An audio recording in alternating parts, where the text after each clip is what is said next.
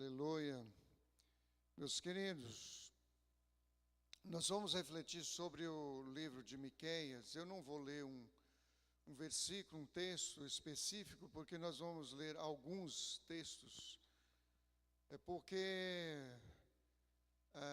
o livro de Miqueias tem me incomodado nos últimos dias por causa da realidade que nós vivemos hoje no Brasil e no mundo. E a implicação não é apenas geopolítica, como nós chamamos, mas é uma perspectiva genuinamente espiritual. Tanto que Miqueias, ele está falando para hoje, ele está falando para o seu tempo e ele está falando para hoje. Por isso que eu tenho pensado nesse livro. Não tem muito tempo que nós pensamos nesse livro juntos aqui e já estamos nos incomodando a pensar novamente, porque, como eu disse, Miqueias não pregou só para o seu tempo, ele pregou para o nosso tempo. Não pregou apenas para o seu povo da sua época, mas pregou para nós. E é por isso que eu admiro a palavra de Deus, a sua eternidade, ou seja, a sua atemporalidade. A palavra de Deus não é só para um tempo, para uma estação, ela é eterna, ela serve para todos os tempos. E a gente vive, queridos, uma realidade que nos assusta, apesar de nós conhecermos a Bíblia, a sua contextualização, sabemos que todas as coisas elas vão se cumprir, algumas ou muitas já se cumprindo, já estamos vivenciando isso, mas mesmo assim ela nos assusta, as realidades nos assustam, por causa da nossa humanidade. Miqueias, ele viveu 700 anos antes de Cristo. E ele estava profetizando, falando para o seu povo e para nós 700 anos antes de Cristo. E nessa palavra profética, ele faz uma radiografia, na realidade, do seu povo, na época do povo de Israel, na época, no seu tempo. É como se ele levasse o povo e colocasse numa máquina e batesse uma radiografia. Queridos, como assusta, como é terrível, como nos preocupa, nos apavora muitas vezes. Só não se nós não tivermos consciência da realidade na qual estamos vivendo, ou a qual estamos vivendo. Mas se tivermos um pouco de consciência dessa realidade, com a correspondência nas Escrituras, a gente fica simplesmente apavorado. Mas quando a gente não sabe muita coisa, nem daquilo que nos cerca, muito menos daquilo que a palavra de Deus diz, a gente vê absolutamente tudo como uma mais absoluta normalidade. Está tudo certo, está tudo normal, está normal na minha família, está normal na minha cidade, está normal no meu país, e está tudo normal no mundo inteiro. No mundo inteiro. E eu tenho estado incomodado, bastante incomodado, não apenas com a realidade atual, mas a realidade nossa, contextual, mas a realidade do mundo. E isso tem apontamentos para o final dos tempos e para a volta do Senhor Jesus Cristo. Meus queridos, quem está aguardando a volta de Jesus se alegra. Quem não está preparado para a volta de Jesus se preocupa. E quem não tem consciência nenhuma das coisas, não está nem aí para uma coisa e nem aí para outra coisa. Meus queridos, nos tempos de Miqueias, a maldade e o pecado já estavam de tal forma impregnado no coração do povo, de tal forma que os pecados e os males, eles não eram mais acidentais, não eram males de um acidente, de um contratempo, de um vacilo. Eram males e pecados devidamente planejados, arquitetados. E aí que assusta mais ainda, porque o mal está impregnado no coração. É o reflexo do que está no coração. Não é apenas um acidente, um mal acidental. O mal está no coração. E ele é planejado, arquitetado. As pessoas, elas não iam dormir e para descansar.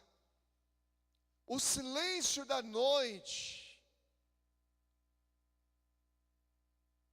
era uma oportunidade para o planejamento do mal que executariam ao amanhecer. Isso apavora a gente. É um mal projetado. Eu vou fazer esse mal. Eu vou prejudicar alguém.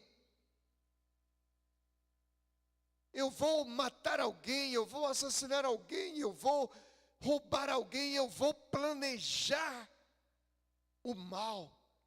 Eu não vou dormir, eu vou planejar, eu vou fazer um projeto do mal. Então, o mal estava impregnado no coração, na alma das pessoas. Fazia parte da essência das pessoas. Veja, por exemplo, o que diz aqui no capítulo 2: ai daqueles que nas suas camas intentam a iniquidade, planejam, projetam, arquitetam a iniquidade e maquinam o mal. À luz da alva o praticam, porque está no poder da sua mão. Ou seja, eles tinham poder para fazer aquilo. Então, o que eles faziam? Eles planejavam, eles elaboravam. Vamos pegá-lo assim, desse jeito não dá, vamos fazer desse jeito aqui, vamos forjar as causas, as supostas causas, vamos tentar incriminá-lo em qualquer vacilo, palavra, aquilo que no contexto de hoje se chama de narrativas. Vamos criar essa narrativa, vamos dizer isso, vamos fazer isso, e assim a gente pega ele, a gente pega eles. O mal é planejado, é projetado, não é acidental. Me pegou num ímpeto de ira e eu bati nele, eu machuquei ele, eu maltratei ele, eu falei isso e de alguma forma eu trouxe problemas para ele. Não, é planejado. É planejado.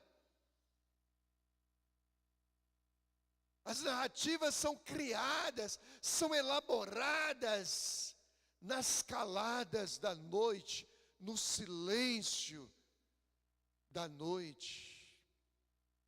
E aí, quando o dia amanhece, executa, porque o poder está nas mãos.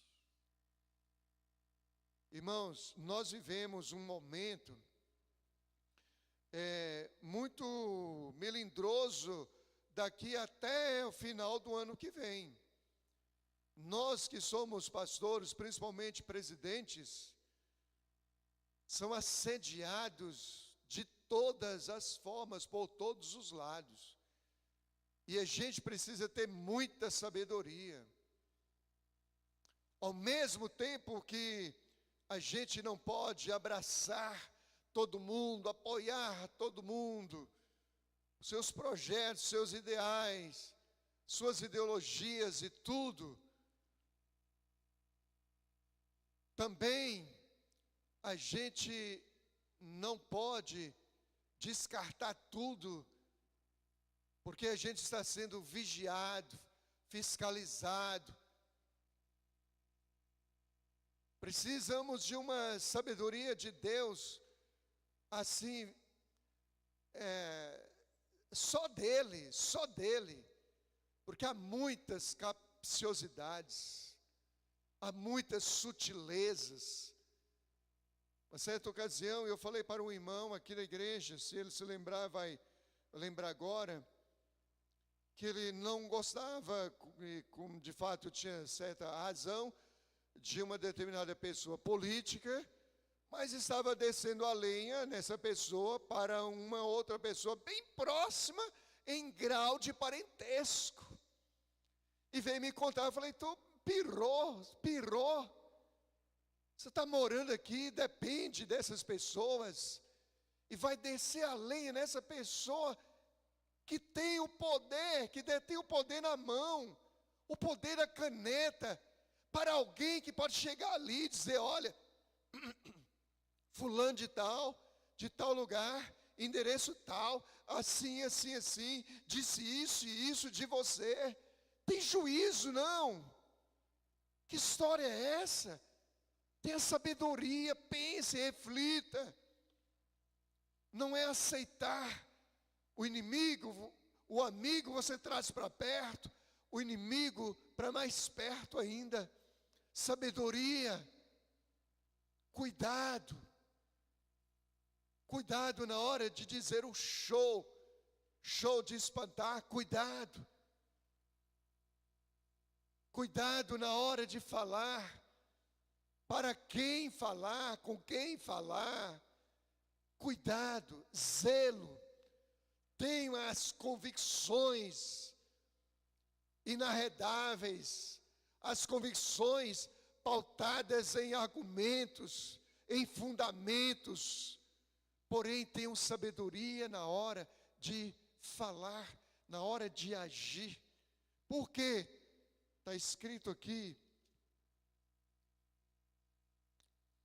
porque está no poder da sua mão. Esses dias atrás eu falei para uma pessoa que grita muito mais que eu. Eu disse, olha, eu vou dizer uma coisa para você. O grito você tem, o microfone você tem, mas ele tem a caneta na mão. Então saiba fazer as coisas e falar as coisas. Fale com sabedoria, Porque sair simplesmente gritando aleatoriamente, não vai resolver nada. Tenha sabedoria, tenha cuidado. Você tem um microfone e a voz. Ele, de repente, não tem nem microfone nem a voz por uma questão de posição. Mas ele tem a caneta na mão. Então tenha cuidado. Então, meus queridos, os males da época de Miqueias não são males diferentes dos males que estão impregnados nos corações e nas mentes das pessoas de hoje que têm a caneta na mão. Muito cuidado. Eu quero que a igreja saiba que eu vou conversar com todo mundo que me procurar, mas eu tenho as minhas convicções e elas são inegociáveis, independentemente de qualquer coisa. Então, se os irmãos souberem de qualquer coisa que possa representar atitudes minhas por aí, não se preocupem. Não se preocupem, eu sei exatamente o que estou fazendo. Com muito cuidado, só preciso de uma coisa: da oração dos irmãos. Senhor, cuide do pastor, dê sabedoria para ele. E autoridade também. Porque não vou deixar de falar o que tem de ser falado. Só que eu não posso falar para pessoas erradas. Melhor falar diretamente, na hora certa, da forma certa, para a pessoa certa. De preferência, diretamente, olhando olho no olho. Segundo lugar, igreja. Segundo lugar, os valores, eles eram invertidos. Eu não precisaria sequer explicar isso, mas os valores eram invertidos na época de Miqueias. Veja o que diz o texto.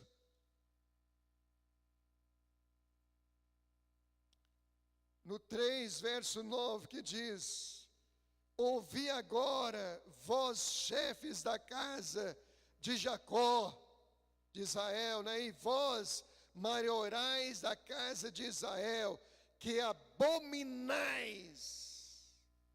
o juízo e perverteis tudo que é direito.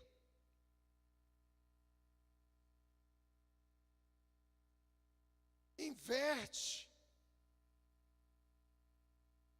Veja no verso 2: e vós que aborreceis o bem e amais o mal,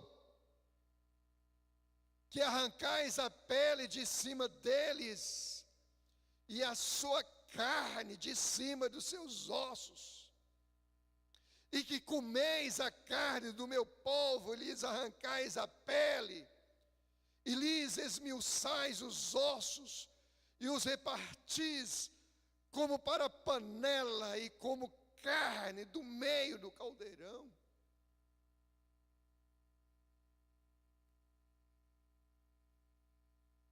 A linguagem é tão bonito, todo mundo igual. Eu ouvi um comunista dizendo isso: é tão bonito, todo mundo igual, é tão bom, todo mundo igual.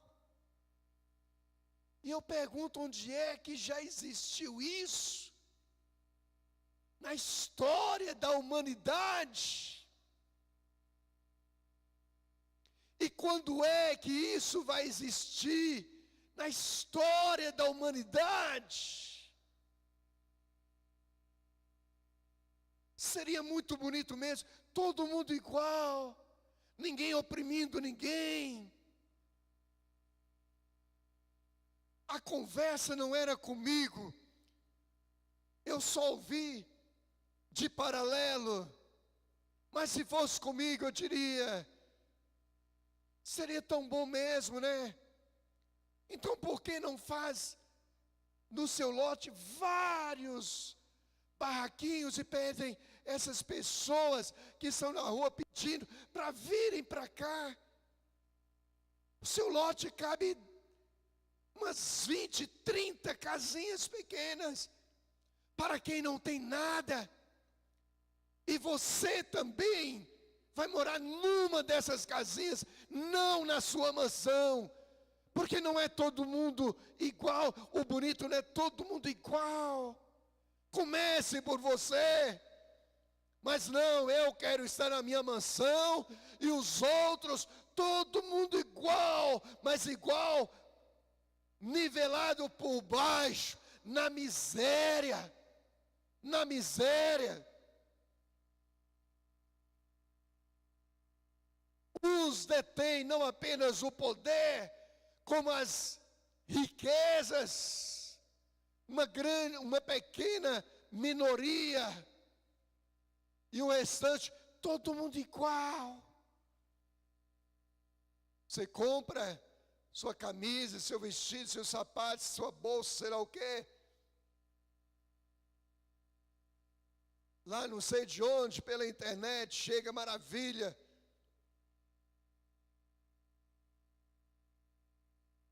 Uma qualidade muito superior a de qualquer loja por aqui, e numa condição bem inferior. Maravilha, né? Que bom. Mas quem fabricou lá, fabricou só por um prato de comida. Eu não estou dizendo que ninguém vai consertar o mundo, que não deva comprar. Não, nada disso. Certamente eu já até usei, não sei. Mas essa é a realidade. Um país podre de rico e um povo miserável, passando fome, com trabalhos escravos. Escravos, comem, trabalham pela comida. No nosso país, lá no Pará, eu conheço histórias reais, do sul do Pará, onde fazendeiros ricos levavam muitas pessoas, carradas de pessoas, com determinadas promessas, enfiavam no meio da mata lá para trabalhar para suas fazendas. Promessas excelentes, depois que chegavam lá, iam trabalhar pela comida. E isso porque sem comida não tinha como trabalhar. Trabalho escravo no sul do Pará. Conheço região próxima. Meus irmãos conhecem muito mais ainda. E conheço pessoas que moram lá.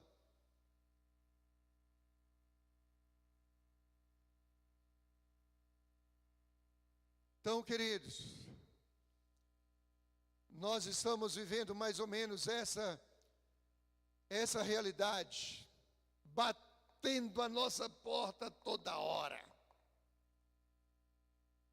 Tem alguns anos que eu preguei exatamente isso aqui, e o que eu preguei está mais próximo do que nunca.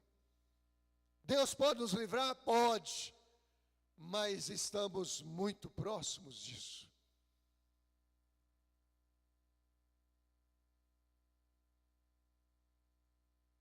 Uma política não de economia, de melhora econômica,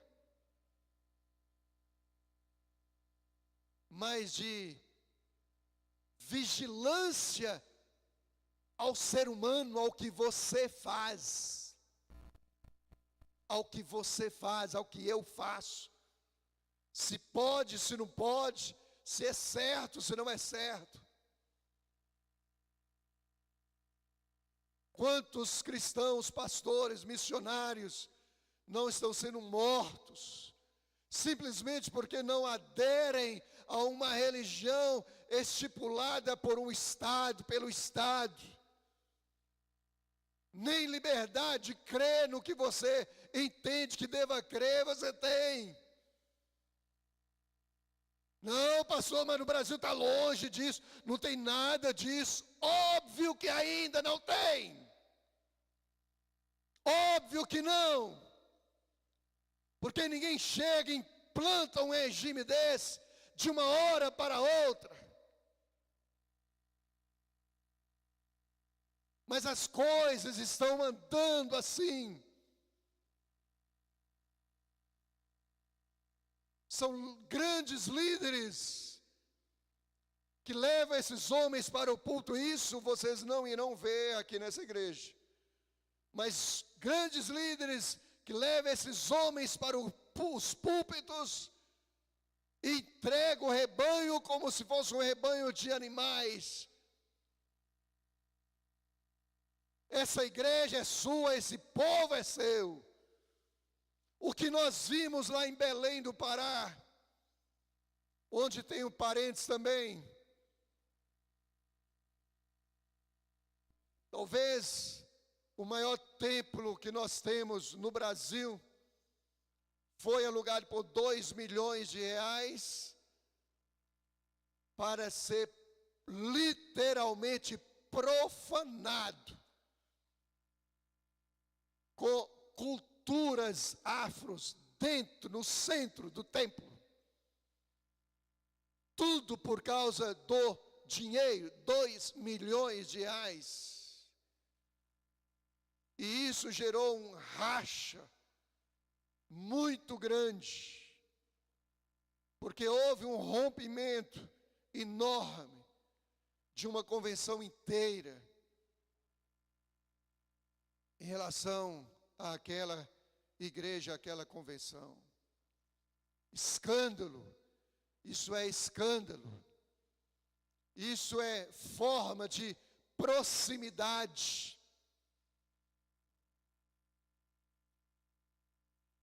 De aliciamentos. Agora, depois que tiver com tudo nas mãos, aí sim vão ditar as ordens. Você não vai crer nesse Deus que você diz que crê, você vai crer nesse Deus que eu estou dizendo que você tem que crer. E vai ser assim, assim, assim. E se for diferente, vai ser preso ou vai morrer.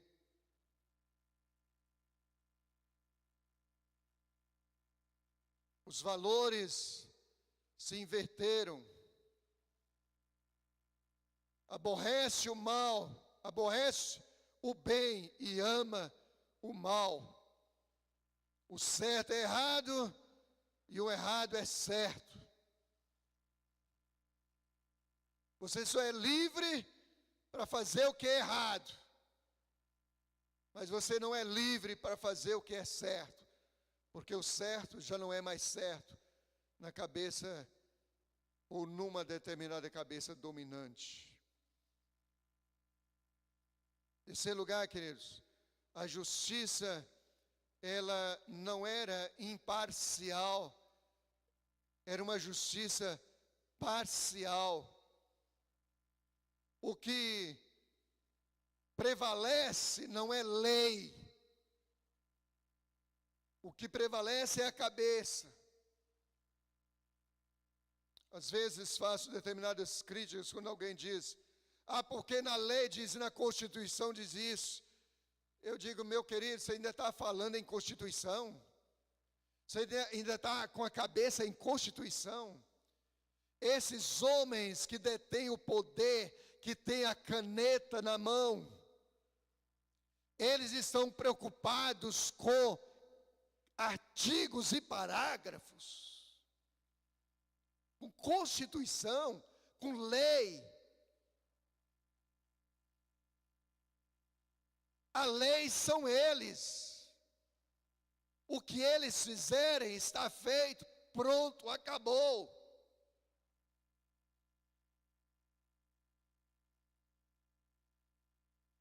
Infelizmente, igreja, infelizmente, nós tínhamos 3 poderes no Brasil: executivo, legislativo, judiciário. Até pouco tempo eu pensei que nós não tivéssemos mais 3 poderes. Executivo, que executa, que vai lá e que faz as ruas, constrói as estradas. É o executivo, o legislativo que elabora as leis, e o judiciário que fiscaliza e que executa quando for da sua competência direta. Eu pensei que, de repente, nós não tivéssemos mais 3 poderes, mas só um. Mas agora eu já penso diferente. Nós não temos mais nenhum. Porque o que havia restado seria o judiciário, mas não temos judiciário. E vocês não têm nem noção do risco que eu estou correndo em dizer isso aqui agora. Não é tanto porque sou pequeno, mas só Deus sabe. E por que não temos judiciário? É porque não temos justiça. A coisa não é justa. Não é à luz da lei, mas à luz da cabeça de quem usa a caneta. A justiça é parcial. Quando chega algum caso sério no Judiciário Supremo do nosso país, dependendo do caso, você, eu, qualquer um de nós, não precisa ler os autos, nem conhecer os autos. Pela cara, você já sabe qual será o resultado. Não é por lei, é pela cara. Porque a justiça não é justiça, ela é parcial. Se é justiça, ela é parcial.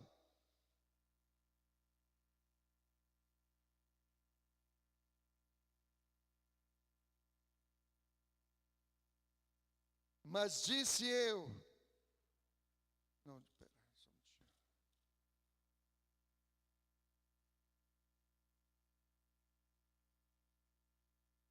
Os chefes dão as sentenças por presentes, ou seja, por subornos, por vantagens pessoais.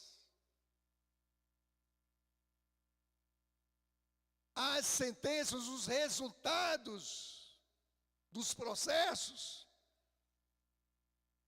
é de acordo com a vantagem que eu vou ter. Seja uma propina direta, ou seja por uma vantagem amanhã. É assim que funciona. É assim que funciona. Essa é a nossa realidade hoje. Se tivéssemos 3 poderes, eles seriam independentes, mas eles não são independentes, eles não agem independentes, eles são interdependentes. Depende do que eu tenho lá, da minha prisão lá, de acordo com a minha conveniência pessoal, da minha vantagem pessoal, nesse emaranhado, nesse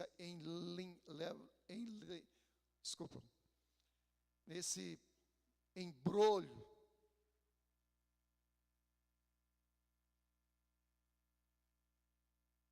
É uma linha passando aqui, amarrando tudo. Está tudo entrameado.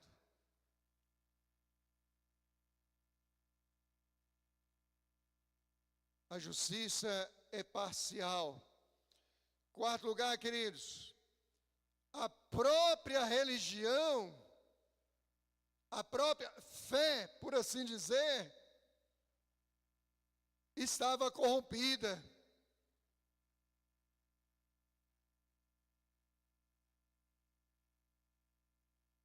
Olhe na sequência do verso 11. Os sacerdotes ensinam por interesse, e os seus profetas adivinham por dinheiro, e ainda se encostam ao Senhor e dizem: não está o Senhor no meio de nós, nenhum mal nos sobrevirá.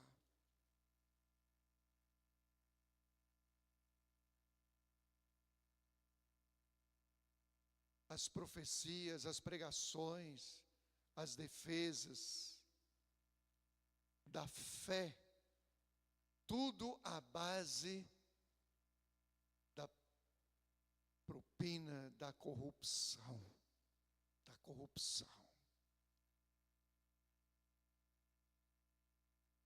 Nós precisamos de homens e mulheres de Deus que tenham não apenas sabedoria para falar na hora certa, para a pessoa certa, mas para falar com autoridade e com convicção, e que não se deixam vender por nada, não se deixem corromper por nada. O caminho é esse, pronto, acabou.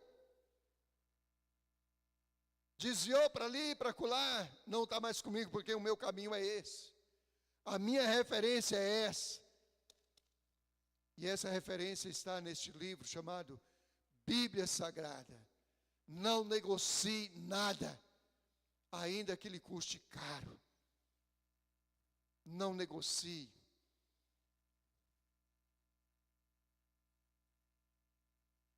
E por último, queridos, o comércio também era corrompido. Não havia honestidade.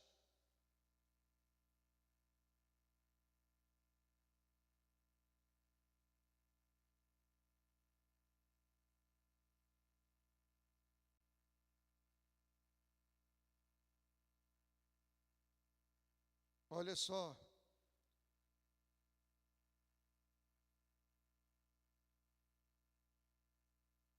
Seria eu limpo com balanças falsas? E com um saco de pesos enganosos? Porque os seus ricos estão cheios de violência e os seus habitantes falam mentira, e a sua língua é enganosa na sua boca.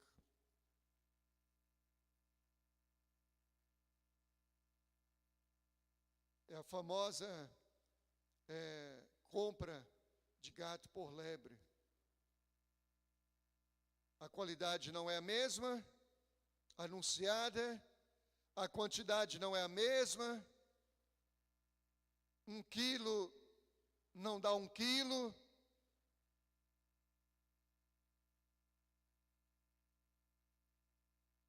E o comércio é enganoso. As empresas enganam, os comércios enganam, eles tapeiam, vendem gato por lebre. E ainda se gabam de riquezas. Meus queridos irmãos, eu vi o testemunho de um homem na igreja,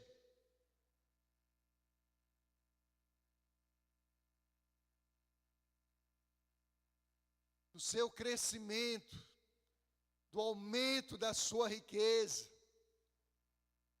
E com certeza, essa igreja deveria estar se beneficiando também, dando testemunho do aumento da sua riqueza. por incrível que pareça. Mas essa pessoa envolvida no rombo do INSS, enricando com dinheiro mínimo dos aposentados que trabalharam a vida inteira e ainda dando testemunho.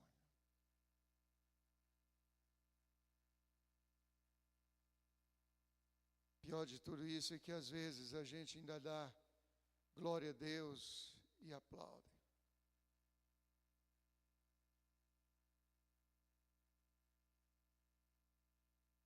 Mas, meus queridos, encerrando, não apenas essas alas da sociedade estavam corrompidas, incomodando o coração de Deus, como também a própria família. 7:6 diz: porque o filho despreza o pai, a filha se levanta contra a mãe, a nora se levanta contra a sogra. Os inimigos do homem são os da sua própria casa.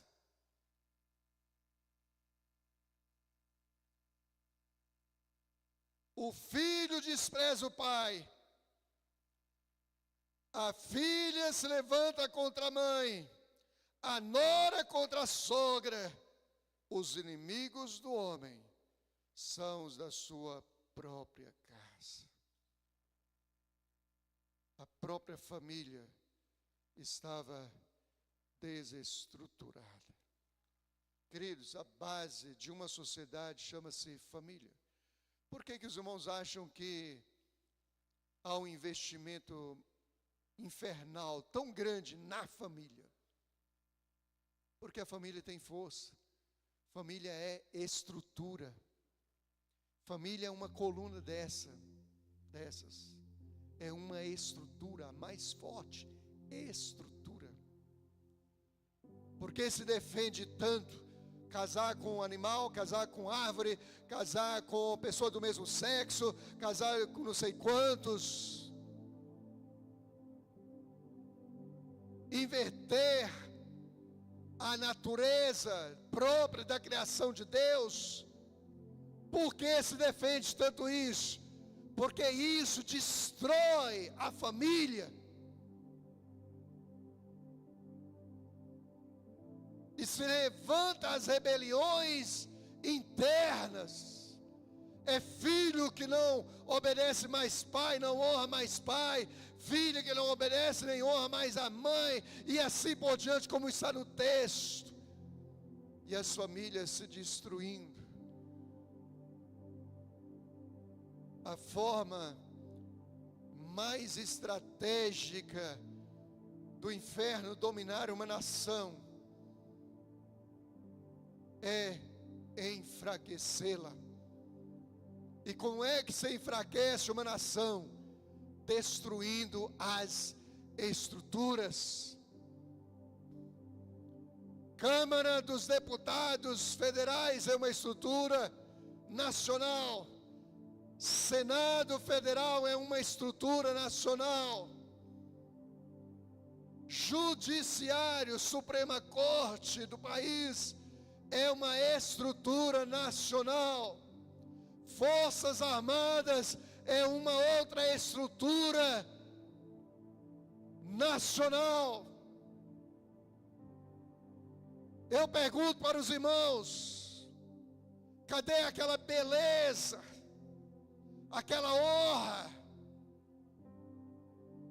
aquela emoção de milhares de pessoas no dia 7 de setembro?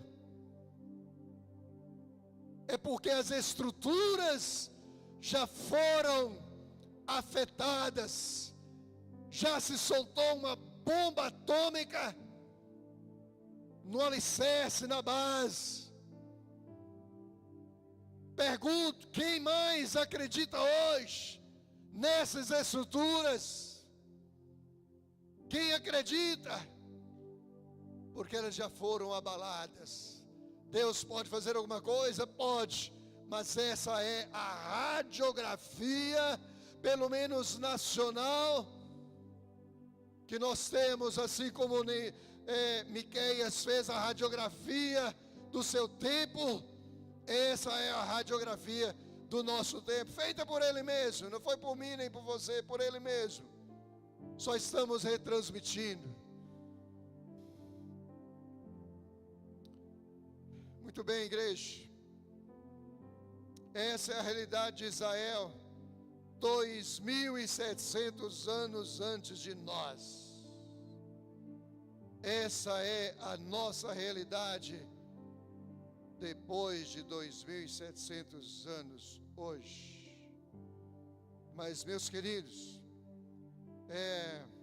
tudo isso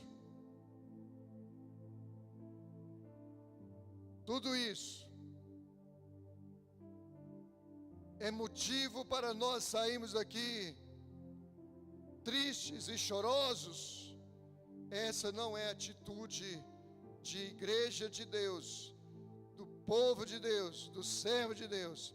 Essa não é a postura do povo de Deus. E por que não é? Porque nunca foi. Deixa eu ler para os irmãos, aqui em Miqueias 5, de 2 em diante. E tu, Belém Efrata, posto que pequena entre milhares de Judá, de ti me sairá o que será Senhor em Israel, e cujas origens são desde os tempos antigos, desde os dias da eternidade. Portanto, os entregará até o tempo em que a que está de parto tiver dado a luz. Então o resto de seus irmãos voltará com os filhos de Israel, e ele permanecerá e apacentará o povo na força do Senhor, na excelência do nome do Senhor seu Deus, e eles permanecerão, porque agora será ele engrandecido até os confins da terra. E este, a igreja sabe quem é este? E este, vindo de Belém de Efrata, que será Senhor em Israel. Você é Israel, e este será a nossa paz. Miqueias está falando de quem? Jesus de Nazaré. Este será a nossa paz. Fique em pé, igreja, em nome de Jesus. Em 90 minutos, falei de tribulação, de preocupações, mas em 1 minuto, falei da esperança, do nosso porto seguro, da nossa paz, que foi nos tempos do profeta, e que é o mesmo do nosso tempo. Este será a nossa paz. Portanto, igreja, deixa tudo virar de pedras para o ar ao seu redor, assista tudo, mas saiba de uma coisa: este Jesus de Nazaré é a nossa paz. Será que esse que representa a nossa paz, será que este que representa o nosso porto seguro, a nossa segurança, merece o nosso louvor, a nossa adoração? Então vamos dar um glória a Deus e aplaudir Jesus de Nazaré.